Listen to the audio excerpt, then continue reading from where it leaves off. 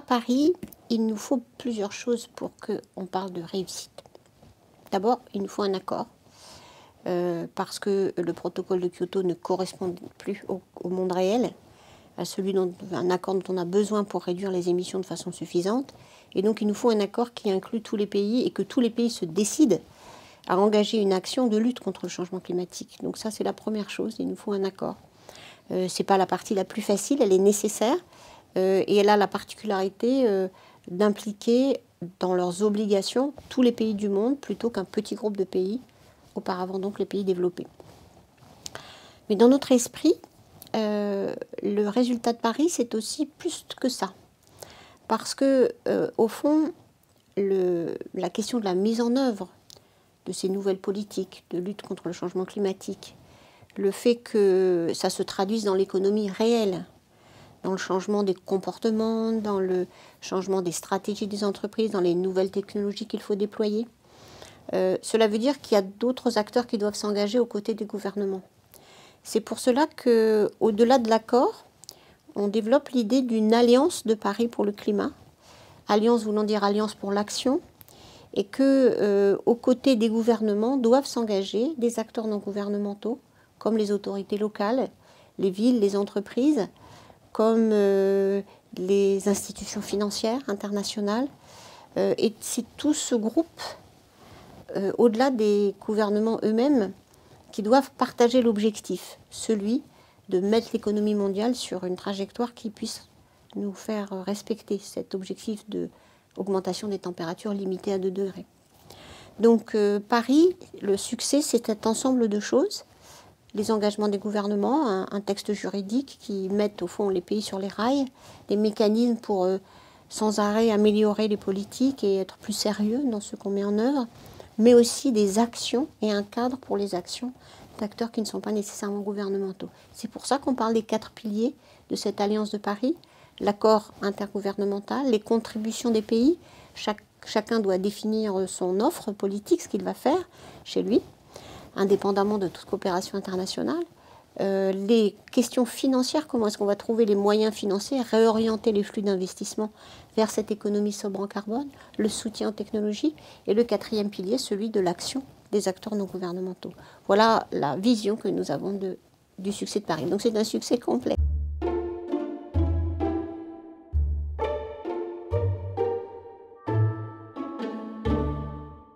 Je pense qu'il est essentiel de garder un objectif commun le plus précis possible. Celui de 2 degrés n'est déjà pas si précis que ça.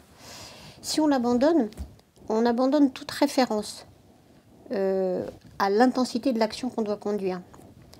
2 degrés, si on en croit les différents scénarios que présentent différentes institutions et le collectif de chercheurs qui est représenté par le GIEC, ça veut dire des réductions très importantes des émissions, plus de 50% en moyenne d'ici 2050, en 2050, et du coup des transformations dans chaque pays très profondes. Il faut conserver cette référence-là, parce que sinon, on va dire on fait un peu, on fait bien, on fait le plus qu'on peut. Et le plus qu'on peut ne correspond à rien de précis sur l'ampleur de la tâche qui reste à couvrir. Et sinon, on va effectivement vers des niveaux de réchauffement qui sont, eux, très élevés. On sait qu'en tendance, on est sur quelque chose qui tourne toujours en probabilité, plutôt autour de 4 ou au-dessus, selon évidemment les fourchettes de probabilité qu'on regarde. C'est pour ça que je suis farouchement contre qu'on abandonne cet objectif. Non pas parce qu'il est facile à faire, mais parce qu'il montre l'ampleur de ce qu'il faut faire et montre que ça n'est pas des transformations petites. Ce n'est pas un objectif parmi d'autres, 2 degrés, c'est la décarbonation des économies résilientes comme modèle de l'économie en général. Ce n'est pas un objectif en plus. C'est pour ça que je crois qu'il est vraiment important de le garder. Et puis, je compare souvent cela à la manière dont Kennedy a formulé la notion de l'objectif pour préparer la course à la Lune. Il a dit ça n'est pas l'intérêt de cet objectif, c'est pas que ce soit un objectif facile, atteignable, c'est que ça focalise notre action, notre attention, notre effort, et c'est comme ça qu'on va y arriver. Et je crois que c'est vraiment ce qui est en train de se passer. Cette référence aux 2 degrés résonne dans chaque acteur qui commencent à se dire je veux faire quelque chose pour le climat. Ce n'est pas juste quelque chose, c'est quelque chose qui est compatible avec la stabilisation du climat à un niveau supportable.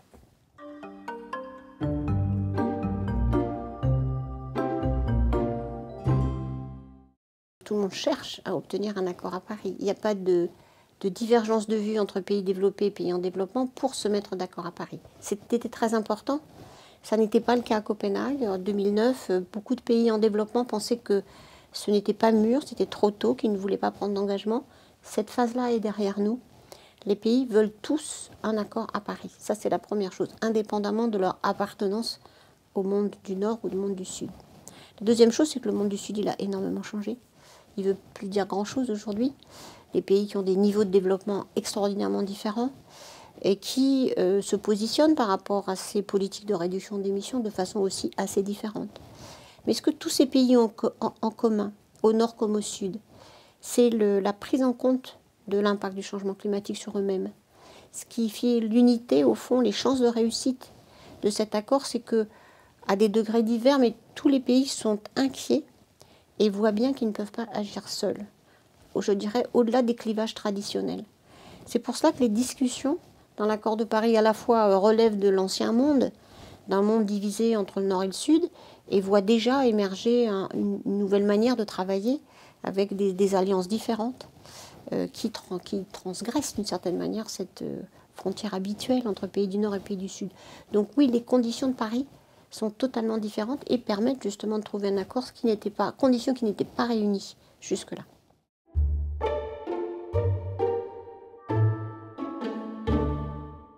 Les pays en développement ne sont pas nécessairement pénalisés par une politique de lutte contre le changement climatique.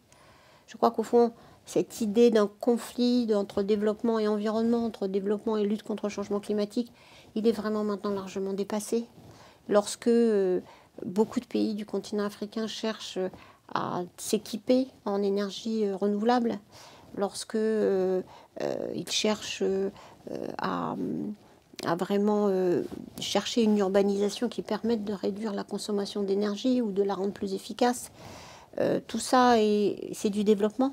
Ce n'est pas quelque chose contre le développement. Et de ce fait, je crois que la problématique a vraiment changé. D'ailleurs, on ne parle plus seulement de chiffres de réduction d'émissions aujourd'hui. D'abord, on ne parle pas que de réduction d'émissions dans cet accord. On parle d'adaptation au changement climatique, de résilience des économies, de sécurité alimentaire, de santé.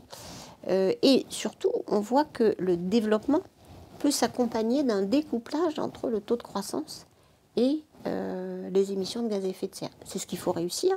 Et ça, ce n'est pas contre les pays pauvres. Au contraire, beaucoup de pays très pauvres veulent un accord sur le changement climatique parce que, d'abord, leurs obligations vont évidemment être différentes de celles des pays les plus riches. Ce ne sera pas les mêmes obligations pour la Chine que pour le Mali ou le Burkina Faso. Mais les plus impactés aujourd'hui, c'est quand même les pays les plus pauvres.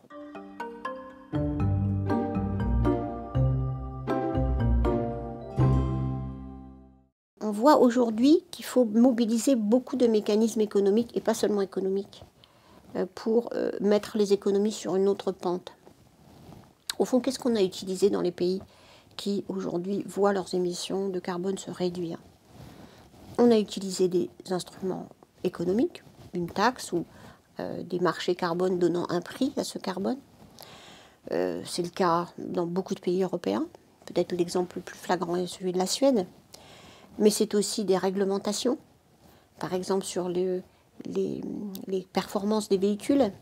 C'est aussi des politiques d'investissement en recherche et développement, comme par exemple favoriser les transports propres, je sais pas, les voitures électriques, lorsqu'on peut s'assurer de la qualité de leur électricité. C'est aussi les travaux sur les matériaux. Je crois que par rapport au protocole de Kyoto, on avait l'idée qu'avec un mécanisme unique, un prix du carbone, on pouvait faire casser naturellement les innovations, les changements de comportement allaient prendre place. On est aujourd'hui en utilisant un panel d'instruments et de politiques beaucoup plus large. Et c'est mieux parce que chaque type de secteur a quand même des inerties particulières. Et un prix du carbone dans un secteur qui peut faire un changement dans ce secteur ne le ferait pas nécessairement dans un autre. Avec un prix du carbone, on peut effectivement faire passer assez facilement les énergies renouvelables dans le camp des énergies compétitives par rapport au charbon. Dans le camp du transport, c'est beaucoup plus compliqué. Parce qu'il faut une offre de transport par rapport, par exemple, aux véhicules individuels classiques. Les bâtiments, c'est encore un autre sujet. Donc on a maintenant une vision beaucoup plus complexe de l'ensemble des politiques qui doivent être mobilisées.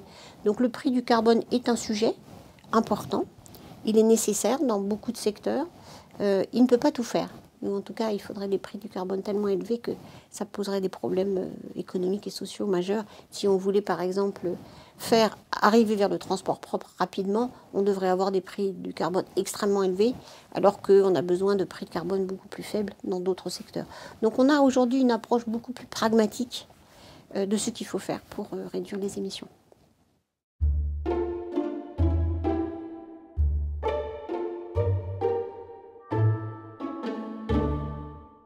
L'opposition entre court terme et long terme, qui est un sujet rémanent, récurrent, je pourrais dire, de cette négociation sur le changement climatique, les politiques ayant un horizon très court, le problème étant à très long terme, ça aussi c'est en train de changer. Pourquoi? Parce que d'abord, à force de dire c'est du long terme, le changement climatique s'est quand même sérieusement rapproché. Et les impacts aujourd'hui, on les observe. Alors on peut avoir des débats sur le lien entre tel ou tel événement extrême et le changement climatique. En revanche, sur le réchauffement des températures de l'océan et ses conséquences sur la faune et la flore, le fait qu'effectivement le réchauffement des océans souvent provoque des événements plus importants que ce qu'ils auraient été avec d'autres températures de l'eau, les sécheresses, le changement dans les régimes de précipitation, les maladies qui progressent parce que tout simplement dans les écosystèmes, les différentes populations animales de toute nature se déplacent. Tout ça, ça s'observe et ça a un impact déjà sur les activités économiques. Puis la montée de l'eau, tout simplement, celle-là, elle se voit. Alors pour les pays où c'est pas très important, c'est pas notable. Il y a des pays où c'est déjà très sensible. Un pays comme le Bangladesh ou même l'Égypte. Un pays comme beaucoup de régions justement qui sont proches des mers, le développement littoral en Chine, on sent déjà l'impact. Donc l'idée du long terme, elle a commencé à battre de l'aile parce que les impacts sont mesurables déjà aujourd'hui. Du coup, l'horizon politique, il se rétrécit. Ces deux pôles d'horizon temporel se rapprochent. Et aussi parce que on voit de plus en plus le lien entre les aspects très court terme de la pollution et du lien entre pollution locale et pollution globale. Et du coup, ça devient un problème de quotidien. Je prends l'exemple le plus flagrant, qu'on connaît bien maintenant, de la pollution aérienne en Chine. L'air très pollué dans les villes chinoises vient principalement de sources. L'utilisation du charbon dans la production d'électricité ou de chauffage et les véhicules qui ont explosé. Donc ceci a provoqué une pollution locale très forte dont les réponses sont concomitantes d'une lutte contre le changement climatique. Réduire la consommation de charbon et passer à des modalités de production d'électricité en particulier plus propres, avoir moins besoin de chauffage parce qu'on est plus efficace, et puis faire quelque chose sur ce problème de voitures individuelles sur la base du moteur à explosion. Donc là encore, l'idée, il y a l'environnement local, mais c'est pas la même chose que le global, ça aussi ça se mélange. Typiquement, le réchauffement des océans et les problèmes que ça impose sur la pêche, les déplacements des bancs de poissons, c'est un problème de quotidien aujourd'hui. Donc c'est vrai que traditionnellement l'horizon politique est difficile parce que la plupart des mesures qui sont prises pour la réduction des émissions de gaz à effet de serre ont surtout une portée de long terme. Mais je vois aujourd'hui, dans la plupart des plans climat des pays, on vient de voir ce que proposent de faire les Mexicains, qui ne sont pas un pays pleinement développé. C'est très ambitieux et c'est déjà des mesures qui vont être prises aujourd'hui. Les mesures que certainement la Chine va prendre pour le 13e plan, qui va donc démarrer l'année prochaine, ces mesures sont très aussi, sur certains secteurs, des vrais sujets de transformation. Donc les politiques sont en train de faire leur travail quand même.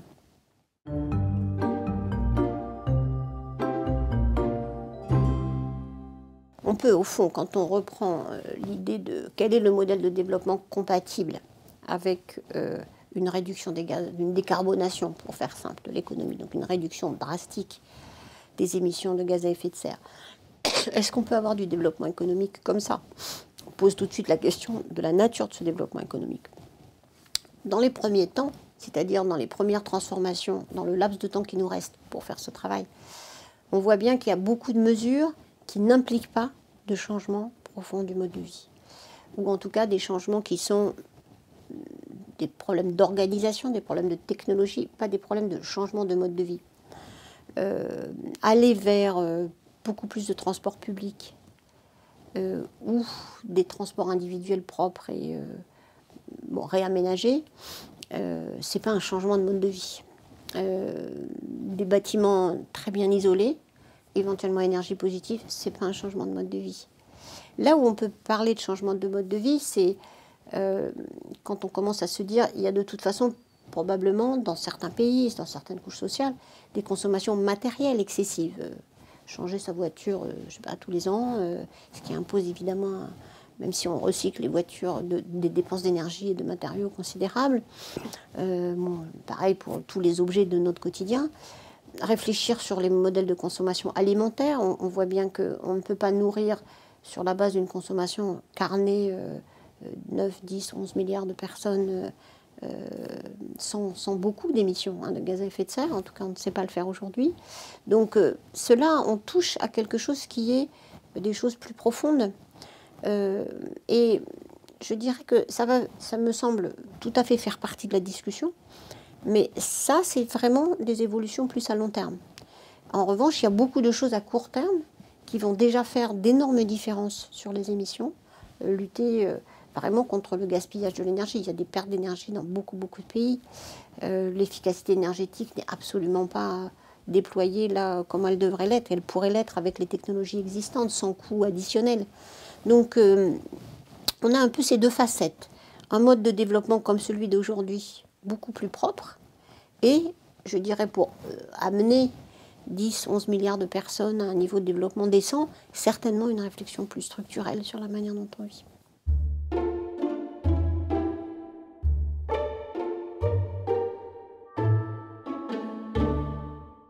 La crise climatique peut-elle au fond être un facteur de progrès social, un facteur de progrès de développement ?